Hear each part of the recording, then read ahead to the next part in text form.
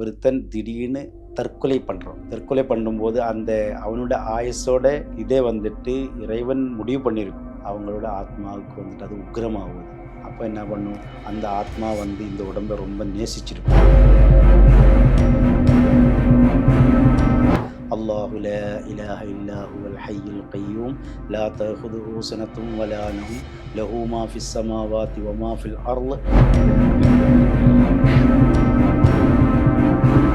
இது குர்ஆனிலே மிக சிறந்த ஆயத்து.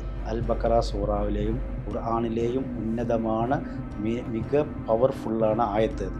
அப்போ வந்துட்டு என்ன பண்ணணும்னாலும் சிலவங்களுக்கு அவங்களுக்கு கண்ணை மூடிட்டு உட்கார சொல்லும். கண்ணை மூடிட்டு எங்கே இடத்துலேருந்து வந்தோன்னோ அந்த இடத்துக்கு பார்க்க சொன்னனாலும் அங்கே ஏதாவது உருவங்கள் தெரியுதான்னு கேட்போம். அந்த மாதிரி இதெல்லாம் இருக்கும்போது அந்த ஆத்மாக்கள் எல்லாம் வந்து ரொம்ப உக்கிரமாகும்.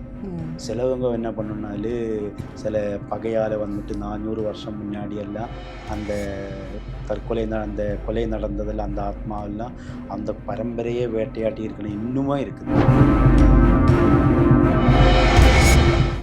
ஆனால் அவங்க புதுசாக வாடகைக்கு எடுத்துட்டு அந்த வீட்டுக்கு பால் காய்ச்சறதுக்காக வரும். பால் காய்ச்சறதுக்கு வரும்போதே அவங்களுக்கு என்ன ஆகுது, இந்த முடி கரிஞ்ச ஸ்மெல்லு வருது. அப்போ அவங்க நினச்சது யாராவது முடி கரிஞ்சிருக்கும் அப்படின்னு நினச்சோம்.